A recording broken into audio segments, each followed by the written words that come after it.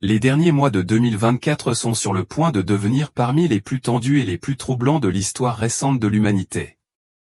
Une série d'événements monumentaux est sur le point de se dérouler, chacun ayant le potentiel de modifier irrévocablement le cours de l'histoire mondiale. Récemment, le monde a été stupéfait par une tentative d'assassinat dramatique contre le candidat à la présidence Donald Trump. Le fait qu'il ait échappé de justesse à la mort n'a fait qu'accroître sa notoriété dans la course, le positionnant comme l'un des principaux prétendants à Kamala Harris, l'actuelle vice-présidente des États-Unis. Simultanément, le spectre de ce que beaucoup qualifient d'éventuelle troisième guerre mondiale se profile de plus en plus. Les tensions entre Russes et Ukrainiens, Israéliens et extrémistes islamiques s'intensifient et s'étendent chaque jour à davantage de régions.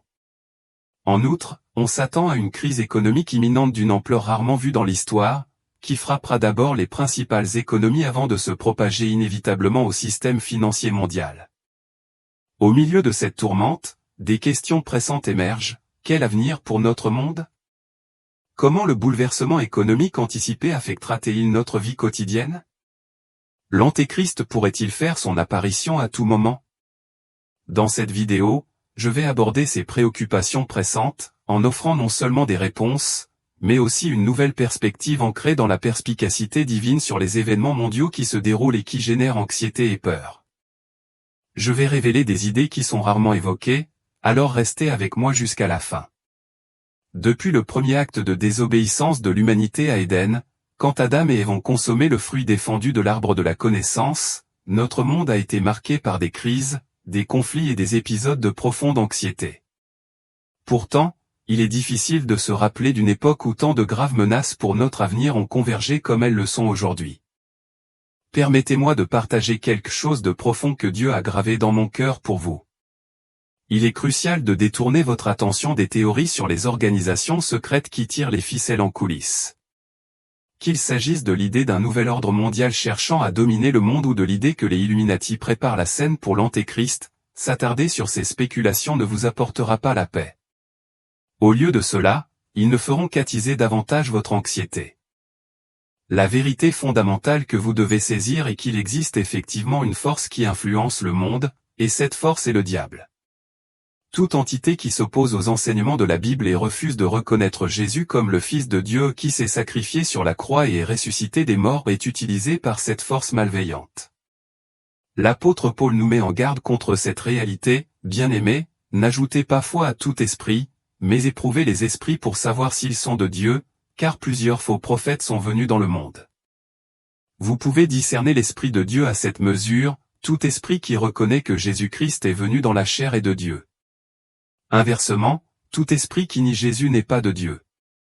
Ce déni incarne l'esprit de l'Antéchrist, qui, comme nous le savons, est déjà présent dans le monde.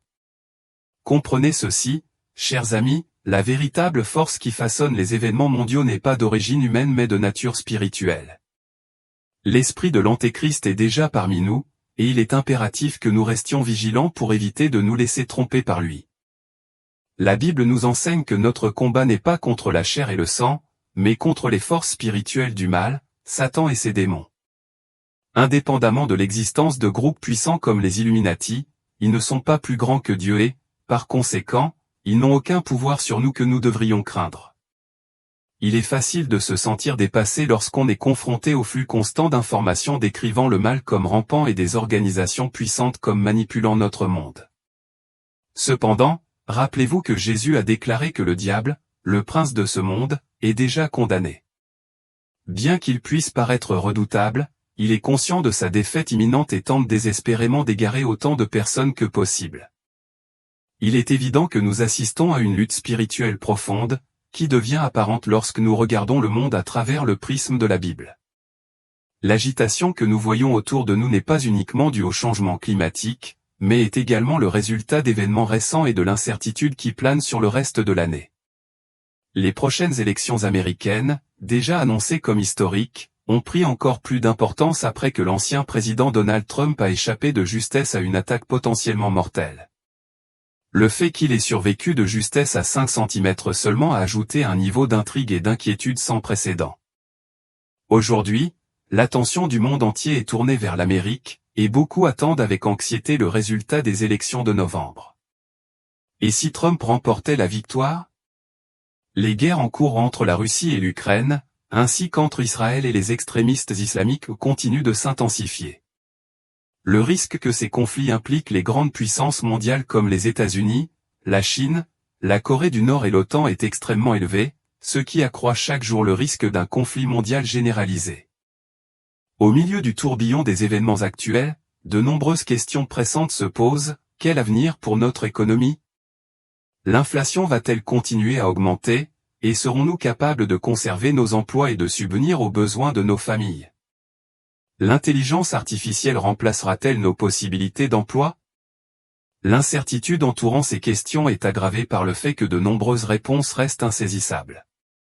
Aujourd'hui, Internet est inondé d'informations sensationnalistes et d'affirmations exagérées, motivées par un désir de clics et de vues, ce qui ne sert qu'à répandre la peur et l'anxiété. Sous l'influence de Satan, qui a un impact profond sur ce monde, l'opinion publique est souvent manipulée. Comme la Bible nous le dit dans 2 Corinthiens 4:4, le Dieu de ce siècle a aveuglé l'intelligence des incrédules, pour qu'ils ne voient pas briller la splendeur de l'évangile de la gloire de Christ. À la lumière des événements récents, certains prédicateurs affirment que nous assistons au début de la guerre de Gog et Magog, une bataille prédite dans Ézéchiel 38 à 39 et Apocalypse 20. Cependant, je crois que de telles interprétations sont soit erronées, soit intentionnellement trompeuses. La prophétie concernant Gog et Magog fait référence à un conflit qui se produira 1000 ans après le retour du Christ sur terre, après sa victoire sur l'Antéchrist, le faux prophète, et l'emprisonnement de Satan.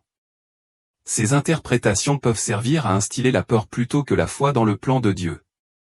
Il est essentiel d'aborder ces prophéties avec discernement et compréhension, plutôt que de succomber à une rhétorique motivée par la peur.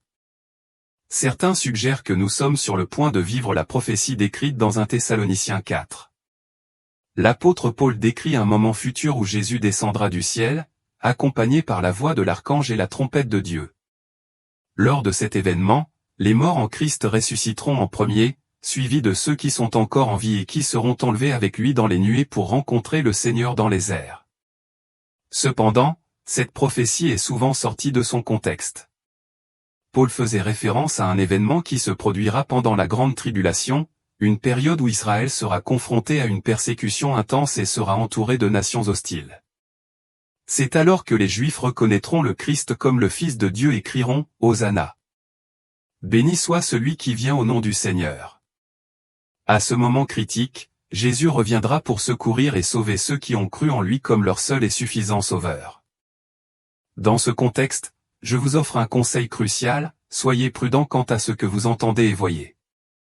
Approfondissez votre compréhension de la Bible et recherchez la vérité dans la parole de Dieu. Peu importe les événements tumultueux qui se déroulent autour de nous ou ce que l'avenir nous réserve, ne laissez pas la peur prendre racine. Le monde est peut-être aveugle à la lumière que seul Jésus peut apporter, mais vous êtes appelés à voir à travers sa perspective. Nous sommes effectivement témoins de crises diplomatiques importantes, ainsi que de famines, de pestes et de tremblements de terre, comme Jésus l'a mentionné dans Matthieu 24. Mais ces événements devraient-ils nous inquiéter? La réponse est non. Voici pourquoi, premièrement, à cause des assurances données dans la parole de Dieu. Deuxièmement, à cause de l'amour et de la fidélité inébranlable du Seigneur. Troisièmement, parce que nous avons le Saint-Esprit comme guide et consolateur. En ces temps incertains, vous n'avez pas à vous inquiéter car la Bible a déjà révélé l'issue, et nous savons comment l'histoire se termine. Le Christ lui-même a promis qu'il serait avec nous jusqu'à la fin des temps, nous assurant qu'il ne nous abandonnerait jamais. Trouvez du réconfort dans le fait que Dieu a toujours été un protecteur inébranlable de ses enfants. Sa fidélité est la pierre angulaire de notre confiance. Tout au long de la Bible, nous voyons d'innombrables exemples de sa délivrance. Dans la Genèse, au milieu d'un monde en proie à la méchanceté et à la corruption, Dieu a préservé Noé et sa famille, protégeant ceux qui avaient mis leur confiance en lui. De même, lorsque Sodome et Gomorrhe ont été détruites, Dieu a épargné Lot et sa famille, démontrant ainsi sa protection envers les justes. Pendant l'Exode, lorsque l'ange de la mort est passé, ceux qui avaient marqué leur porte du sang de l'agneau ont été protégés du mal. ces exemples révèlent un modèle cohérent, l'engagement inébranlable de Dieu à protéger et à prendre soin de son peuple. Alors, chers frères et sœurs, ne vous laissez pas consumer par l'inquiétude. Aujourd'hui, le Seigneur nous appelle à vivre par la foi et à lui faire entièrement confiance. Cependant, le diable cherche à instiller l'anxiété et la peur, voulant que vous soyez submergés par les défis de la vie.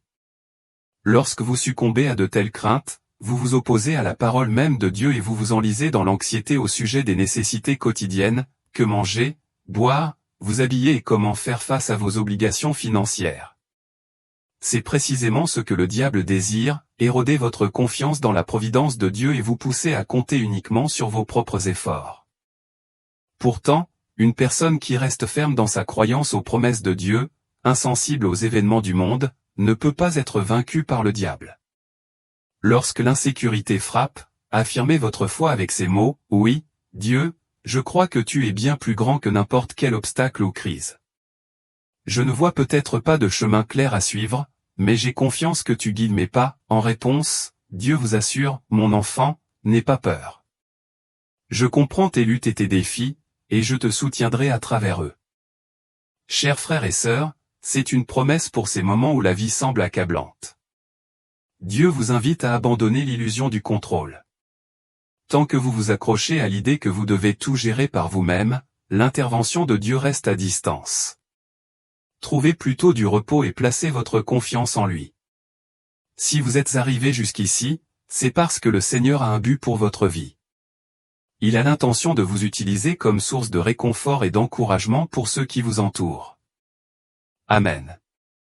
Bien que le monde soit en proie à la crise, votre identité en Christ change tout. Ne perdez jamais de vue cette vérité fondamentale. Si ce message vous a touché, partagez-le avec vos amis et votre famille, et pensez à vous abonner à ma chaîne. J'ai hâte de vous retrouver dans la prochaine vidéo. Que Dieu vous bénisse abondamment.